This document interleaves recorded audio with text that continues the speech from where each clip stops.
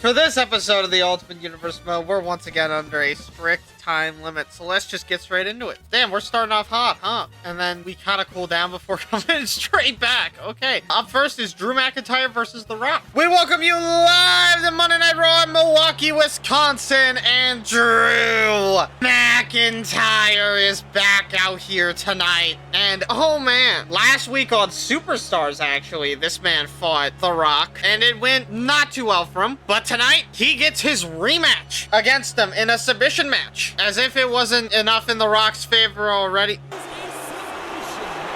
I did it again. I did this twice. Damn. Okay. How did I do this 2 weeks in a row? Whatever, man. And then you have his opponent, Dwayne The Rock Johnson. And man, I don't really know what to say about The Rock at this point. You know that one DJ Khaled song that's just, all I do is win, win, win, no matter what? Yeah, that's The Rock in a nutshell. It's also you if you like and subscribe. No, it's not. It'll change nothing about your life, but like, I guess you should do it anyways or something. I don't know. Let's just get back to the video. And now The Rock with a massive clothesline to Drew McIntyre. We are just 3 weeks away from TLC. It really feels like, it doesn't always feel like we're in the end game. I kind of thought about it. Is it? The Rock, though, is just absolutely brutalizing our favorite. Okay, well, not if you do that. I kind of forget that they had that claim to fame that they're the longest running weekly episodic television show in history. Sorry, I don't play the game with the commentary on anymore because usually these lines are like so fucking bad that it isn't really worth it. And the real question is, if I had to be completely honest, how much more punishment can The Rock give out to Drew before Drew just loses it? I like how the clothesline is also just as, god damn it, Drew. This suplex gives Rock the perfect setup for something. Yep, the sharpshooter, the perfect hold for this submission match. The perfect hold. Come on, he's got to tap at some point, man. But Drew, just like the first time, doesn't give up at first. Oh, wait, Kofi Kingston? And wait a minute, that's a rock bottom. But nothing. And I have reason to believe, yep, there he goes. And The Rock taking off the non-existent elbow pat. What? And the people's elbow. And you gotta wonder who's Kofi is after. And now Drew being sent to the outside. The Rock, Drew, and Kofi now all on the outside. And wait just a damn minute. It's Kofi. And he's after The Rock. Oh shit! He wants to win title. Jesus Christ! What a drop kick! I was expecting him to not go after that. And wait, that's a spine buster! And why not? The Rock also at the same time going for a rock bottom. Has Kofi had enough? Kofi has had enough. And now wait a minute, rock bottom to Drew McIntyre, but it doesn't do anything. And the body bag man is back in our fucking asshole. Is that a rope break? Come on. Surely. Andrew taps. What a win for The Rock. And I just realized I'm far too nervous to record this due to the thing that is supposed to happen later. So I'm just not going to. Oh no, make it 3 days. But Drew and The Rock are enemies. Punk is now above Drew. Ew. The Rock is getting pretty close to being top 2, which means he could fight Kane for the US title. Only time will tell them. The next day. By the way, in case you're wondering, this episode now is being recorded on the day of WrestleMania Saturday. And I would much rather be recording this than watching the fucking thing. Anyways, Michelle McCool, Nikki Bella, and Melina. This match clears the main event of the Mania 14 2-Night 1. And we welcome you back to Monday Night Raw, and Melina is up next. Man, Melina didn't get a fair shot at the... No, it's fine. I'll just delay the video by a day. I don't even fucking care, man. The next day. And we welcome you back to Monday Night Raw, and Nikki Bella is up first. Now, there's one thing I know about Nikki Bella, and it's that she is in a horrible spot. Outside of the fact that she is at the bottom of the ranking, she is now without her sister. She's pretty much by herself. At least before, her sister would back her up against Michelle, even if it was still a loss. But now, nope, not anymore. And then, of course, you have her opponent, one of them, Melina. You know, something I just noticed about these cameramen. First of all of those cameramen are blonde, and they look like they're all like the same person. I don't know about you, but it kind of just looks like, you know, they're the same fucking guy 5 times. Oh, I guess last 4 times. Sorry, my bad. And then you have the woman we've all been waiting for, Michelle McCool. And wait, she's coming down to the ring at a sprinting, absolute sprinting speed and a demolishing Michelle McCool. Sorry, demolishing Melina. But Nikki Bella already looking to take advantage of Michelle McCool's state. But can't do it because, oh, out of the ring she goes, and now Melina is gonna take care of Nikki Bella instead. Melina, again, isn't gonna let Michelle get away with this. She attacked her at Survivor Series, and she's not gonna have it happen again. What the fuck is this match? Thank you, Michelle, for saving me from Nikki Bella. Nikki Bella doing it again. No, going after, what the fuck? Kick, massive. What the fuck? And now Michelle and Nikki are teaming up on Melina. For some reason, I think Nikki thinks that if she goes after Melina instead of Michelle, that maybe they can team up on Melina and rule the women's scene together like she did with Layla a couple months back. But that's just not how it fucking works anymore. Oh, and that's a massive boot to the face. Melina is not having a good time tonight as she's getting grabbed every which possible way. If it's not Nikki, it's Michelle. Now they finally decide to focus on each other. And Nikki Bella's actually locking in. What the fuck? Melina has to dominate this match with careful ease. She sees that Nikki is not quite right. And now allowing Michelle and her to team up temporarily to take Nikki down. But Michelle obviously gonna take advantage of, wait, that's a pin. But a kick out instantly. No matter what happens.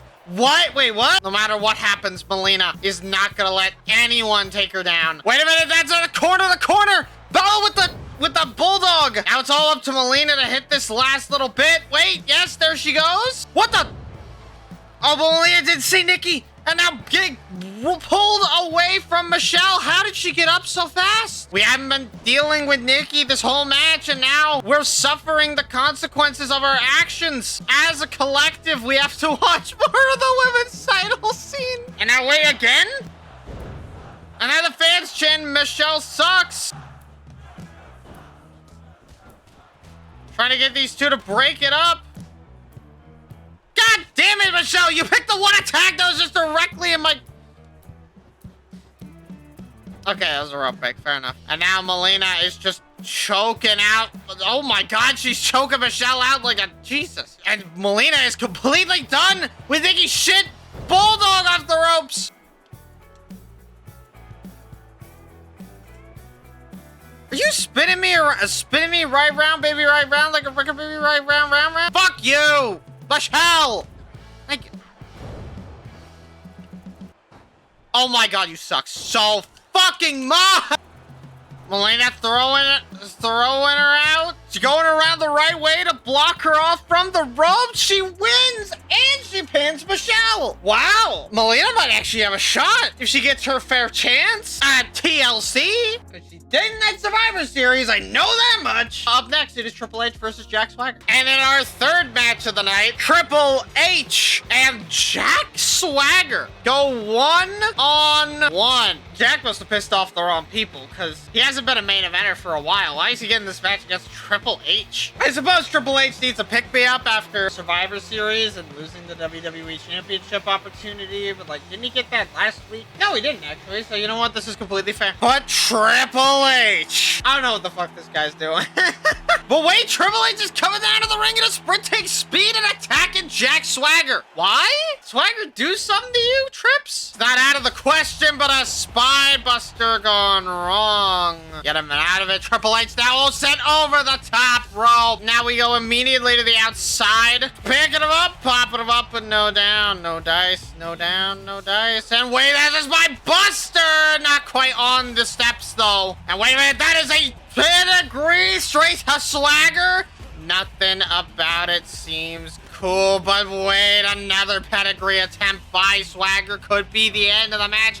Nothing. Now we have to play the game the right way. Because when can I ever have anything. Especially if a match where the outcome is pretty much decided on arrival, like Triple H versus Jack Swagger. At least Swagger looks clean as fuck. Triple H looks more generic than ever. Triple H and Jack Swagger don't have much of a common history. They've fought some similar opponents. I mean, they both fought Taker and Big Show, but in terms of actual, like, history between the two, nothing. Aside from this attack, I don't know what it is about Triple H and attacking Swagger. Maybe trying to secure his mojo. Maybe he's finally taking that front he's had for a few years where he pretends like he's a good guy. Because Triple H has done some bad things. Like, really bad things. Wait, that's a spine buster. Wrong, loser.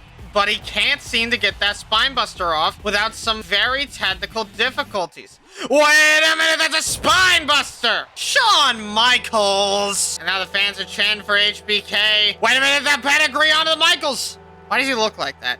But it's a failure. And now Swagger came out and wait just a goddamn minute, is that a pedigree on Swagger?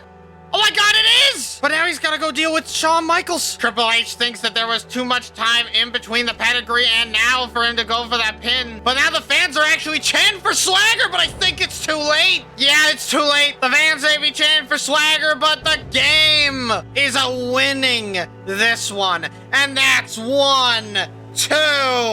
That is it. Jack Swagger has lost to Triple H in an unfortunate fashion. At least you can say it was kind of even, though. I mean, yeah, sure, he got attacked, but then Shawn came out at a pivotal pedigree, and he fucked it up for himself. Their relationship got worse, and in our main event, it is Orton versus Punk in a tables match. And in our main event, Randy Orton and Punk go one-on-one again in a tables match. Last week, Orton punt kicked Punk to send a message, and this game crashed to send me a message. And then you have his opponent, CM Punk. And all I gotta say about CM Punk with those unified tag team titles is, I don't know what he's gonna do at TLC. If he doesn't go after the WWE title again, he's probably just gonna fight the Ackerton Collective in another tag TLC match, I guess. That'd be cool, but I kinda wanna see more out of CM Punk than just tagging with Luke Gallows. Fuck you! I was almost done. And Randy Orton now and CM Punk, they're gonna go downtown, and as I was saying, I kind of just want to see Punk do more than just, you know, sit there, team with Luke Gallows. I kind of hope he gets his shit together going into next year, because this year is not looking like it's it. Boom! No! Oh, landing face first into the table! Orton's got Punk right next to the table. This could be some huge... It was an uppercut. Oh, wait, though, this kid was an easy. Come on, Orton. I know you know how to put somebody through a goddamn table. You can't tell me that you don't. And now Orton with a low blow by CM Punk to the man that is crazy. Those probably shouldn't be having kids. And again, Randy Orton is getting low blowed more than a lot of other people probably do in their lifetime. Wait, is that it? Oh, that is it. He didn't go through the table.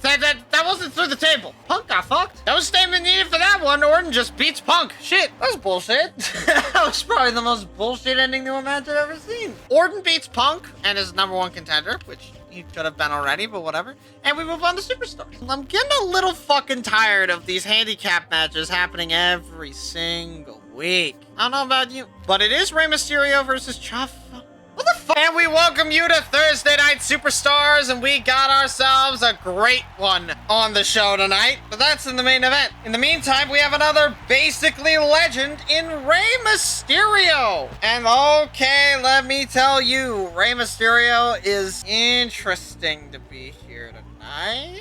Because let's be fair, Rey hasn't shown up, but tonight he's here for a very special reason. He's here to wrestle a man he shares a lot of history with, Chavo Guerrero. Rey Mysterio immediately, how is Chavo not used to that already? I guess these two haven't fought in a long time. Wait a minute, Chavo though, God, it's with some tricks of his own. Don't get me wrong, Chavo is not a pushover by any means necessary. Chavo can still do whatever he needs to do to get his point across, but Rey is a legend at this point. In WCW, he is a multi-time cruiserweight World Heavyweight Champion. And more recently, he's a WWE Champion. He was the first ever, but he lost to Edge immediately. That's pushed him down the card significantly ever since, until he ended up right about here facing Chavo on Superstars. Definitely a little too low for him. I mean, just look at what's happening right now. That's a Hurricane Rana. A Chavo, wait just a damn minute. That is a roll-up, but Ray kicked out of it so fast, the ref couldn't even get down on all of his knees. That is a Hurricane 619, and why not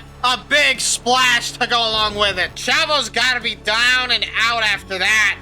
Yep, Rey Mysterio beats Chavo Guerrero pretty clean and pretty fair. And Rey offering Chavo Guerrero a handshake. But Chavo denies it. Huh. I like those two the team. Rey is now above Kane, Miz, and Sheamus, and Chavo is completely fucking gone. Anyways, it's Sheamus and Michelle McCool versus Kane and Melina. And in our next match, Sheamus will take on Kane.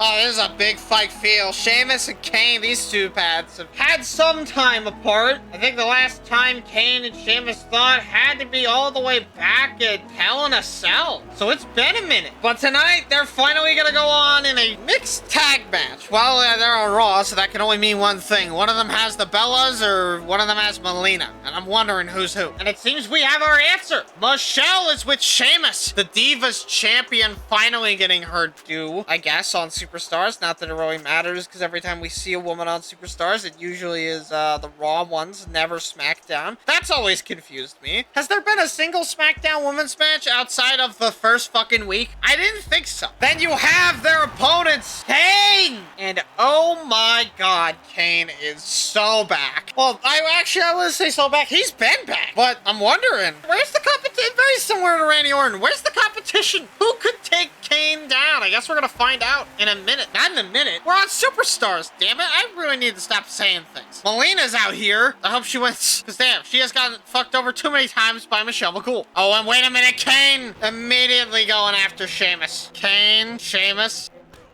I mean, fuck, this used to be on pay-per-views. The ref is far too fucking close to the action, and he's blaming the wrestlers. But Sheamus and Kane are pretty evenly matched. I mean, we saw Kane beat him at Hell in a Cell, but this is really the first test that Kane is still a good champion. Oh god, it's really bad. Yeeting him all the way over to the other side of the ring. That takes care of the accidentally hitting Michelle problem. Michelle's had that happen to her before, and it's a massive sidewalk slam. And at this point, it's looking like he's gonna completely take out Sheamus, but no, a DDT.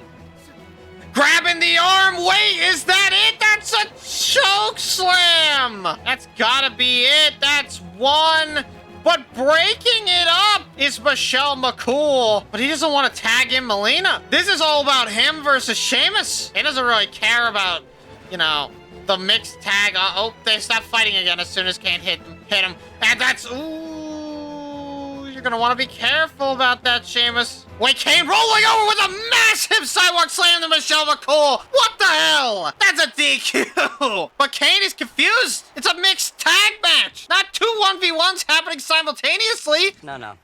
He's got a point. How did that make Michelle and Melina's relationship worse? What, does Michelle think Melina did that shit? Are you fucking crazy? Kane is now below Sheamus. That didn't move Sheamus up though, so I'm fine with it. Anyways, it is The Rock versus Jackson and Wade Barrett. Whatever, man, sure. And in the main event of Thursday Night Superstars, The Rock is in a handicap. Oh, he's the one in the handicap match. Oh, God. This is bad news for Rock. He's gonna have to try his ass off to win this match, but oh yeah, handicap matches go, it won't even be enough. And his opponents are Ezekiel Jackson. I mean, this man beat Rey Mysterio. Maybe not exactly cleanly, but he did beat Rey Mysterio. That's nice. But his tag team partner is Wade Barrett, and I'm not sure if this team... No, that was enough. But is Wade's trying to start a new Nexus or something out here? I mean, it seems like it. If I had to take guesses, it seems like he is. And you got Wade Barrett as his tag team partner, and ooh, is that blue? That's blue. Could be a little brighter, in my opinion. But yeah, pretty good shot. And now Ezekiel Jackson, no, immediately getting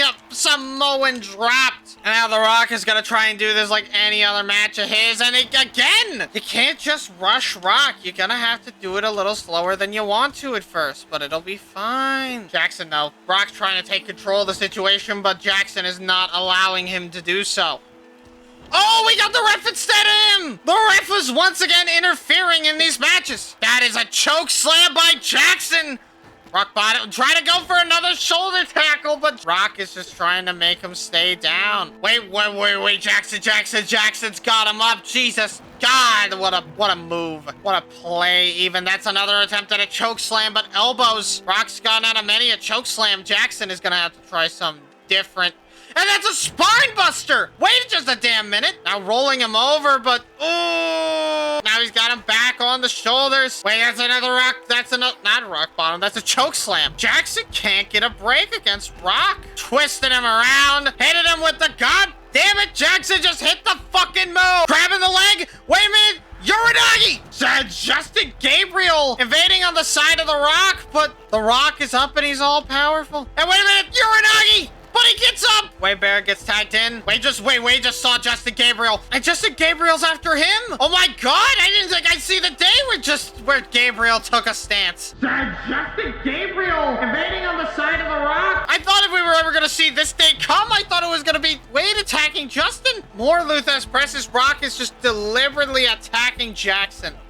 Oh, but Wade again taking his eyes, Rock again taking his eyes off the ball. He's really not locked in tonight. And now Wade Barrett is just demolishing the Rock's putrid face. Wait, big boot! That's a hitter! That's a bad Samoan drop? What? And another one, but another Samoan drop. And the biggest fucking, these signatures, man. Wait a minute. God, wait, Rock's up. Wasteland! That's it! Rock is down, and although it took more effort than usual, Wade and Jackson have put Rock to bed. Holy shit. A win over the Rock, even if it is an handicap match, has to be huge. Okay, the Rock went below Sheamus, but not... Evan versus Cody. The Acronym Collective, Taker Big. I literally called it last week when I said that it was just they're gonna fight again for the right to face Batista at TLC. I called it. I called it so hard. And you know what I said? Hey, let's get Jericho in here. Where's Jericho? 5. Ted is higher than Jericho. And we welcome you back to Friday Night SmackDown. We're in Omaha, Nebraska, and Santino is back out here, and he's got an opponent. Austin is fighting Santino. This is really bad for Santino. This is so bad. And then you got Stone Cold Steve Austin. Oh man, he's got Chris Masters in his corner. The master plan is in full effect. Finally, it only took a few months for them to actually have combat, but hey, at least 13. And now Austin immediately clotheslining Santino, and this is the kind of shit we're in for. Santino is at the bottom of the barrel when it comes down to the IC title scene on SmackDown. He's lost to JTG. I would say ever since Druid got fired, Santino's probably at the bottom of the board in terms of win-loss record. I could be wrong. It could be the Bellas. One of the Bellas. I'm not sure which one. Oh, wait a minute. That's a Luthez press by Austin. Not busted open Santino. I'm kind of shocked. I thought that little fucking icon would have meant that it would have, but no. Austin with a stunner. Austin with a second attempt stunner, and it hits like a...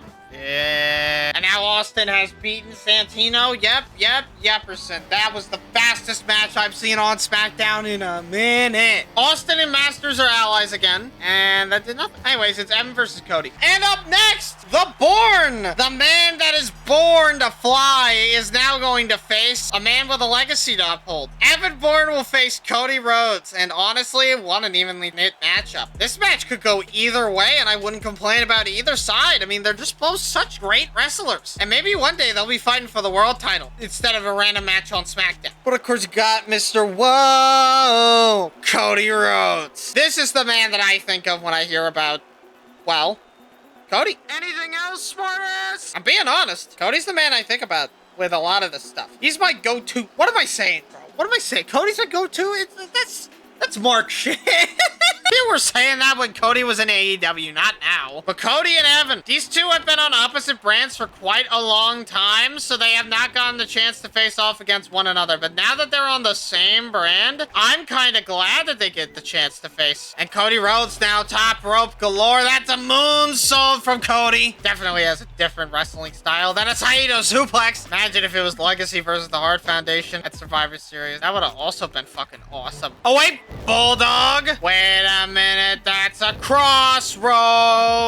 That is a rope break. No, that's not. That's 1, that's 2, and that's 3. We speed running this episode of SmackDown? We try to make this episode of SmackDown have more ads than it does fucking matches? Wait a minute, I knew something was coming. Now it's a Falls Count Anywhere match. And Cody immediately says, why don't we take it outside? Oh wait, no, he's not saying why don't we take it outside. He's saying, why don't we make it a chair? And immediately beating down Evan Bourne with a chair. Because he can. It's legal. Is this Cody's offense game for this match? Just chair shot after chair shot after chair shot? I think that's his offense game. And I think the fans are chanting for Evan to win the match, but Cody just has the weapons game. Evan is already pretty fucking low. Low and down on Spirit. Bell shot after bell shot after bell shot, but Evan's... Wait a minute. Oh, but just drop kicking the bell directly out of his hands. And wait, there's a bulldog. You don't have to tell him twice. No, you do have to tell him twice. A little awkward, but I'm gonna go back to hitting you with a chair and pretending like I didn't have my finisher at all. Honestly, if this is Cody's game plan, I want to see the man get busted open. I'm not gonna lie, but it seems like Cody has given up just short of busting the man open on the chair. And wait, that's a DDT. And that's gotta be it from Cody. Yep, now the match is over. That was a very harsh match for the eyes. I'm surprised Evan's skull isn't flat at this point. Surprised his face hasn't been squished in by a few inches. He got hit with so many chair shots. Evan Bourne and Cody Rhodes are now enemies because of that. Cody is now number 2. And it is now the Acronym Collective versus the Hart Foundation. And in the third match of Friday Night SmackDown, well, the Acronym Collective faces the Hart Foundation. It's that fucking simple. I mean, I'm not gonna lie to you. They lost to the Hart Foundation last week. I don't know if they can pull this back. Let's see if they can. Of course, as soon as we get through all the other people, because we got Matt Hart. I have nothing else to say. I really need to put these two in a duo entrance at this point. They've been tagging for so long, they kind of deserve it at this point, but oh well. And then you have their tag team enemies, the Hart Foundation. They're back out here, and that's all I can really say. And again, the Straight Edge Society just attacking the Hart Foundation. What the hell? And wait a minute. Mark Henry is going for the pin right now? Oh, but British kicked out. Are you kidding me? It was so close. Mark Henry must be a little upset about that one. He could have gotten a free win from the Straight Edge Society's absolute goddamn hate boner for the Hart Foundation. They have not let that shit go, and they're never going to. CM Punk is gonna hate on the Hart Foundation until the day he dies. And I don't know why. There's legitimately no reason in the known fucking universe that could explain to me why CM Punk and Luke Gallows hate these 5 so much. Wait a minute, that's a bulldog, but that's in the ropes. Yep, that's in the ropes. But wait, already Mark Henry, world's strongest slam, and now Matt is going to take out Tyson. And he's successful! And that is it! The Acronym Collective have beaten the Hart Foundation. That's considered an upset victory. The Acronym Collective are allies again. They weren't. 4, Mark Henry is now above Vance and Ted as well, and Matt Hardy is above Evan Bourne. But no. Fuck the fucking entrances on Taker and Big Show for a second. Fuck this shit. You want to know how badly I called this shit? Because, you know, obviously SmackDown fucking sucks to an extent, right? Because it doesn't have the fucking people that Raw does. Obviously. We've known this for a while, because it focused on having a women's division it can never use and having fucking the mid-card of all time. So then you can explain to me how we can only have in that mid-card full of super talented performers one guy rise the ranks, and it take him months to do so, to the point where his push takes so long that it gets stamped out. Come on, SmackDown General Manager. I know you didn't get played the best card in the world, but at a certain point, you gotta make lemonade out of piss. And don't get me wrong, it's not that I don't like seeing Big Show and Taker fight. It's a good duo to have fight. But when it happens every fucking week on SmackDown, it doesn't exactly make it inspiring after the 10th time in a row with very minimal changes. Not to mention all of the triple threats these 3 have had with people like Ted DiBiase and Batista. At a certain point, it just doesn't work out for... Okay. At a certain point, it just doesn't work out for me. And that's okay, because you know what? At the end of the day, we're moving on to WWE 12, and all will be right with the world. So let's put this match to rest. Go for the pin. Give me a 1, give me a 2, give me a 3. Big Show will get his rematch against Batista at TLC. Big Show now offering... I never thought I'd see the day where Big Show offered Taker a handshake, but Taker still said no. I don't know why Big Show is surprised. They have been feuding for literally months. Why did you expect this? He turned on you specifically. That's it. See you next time.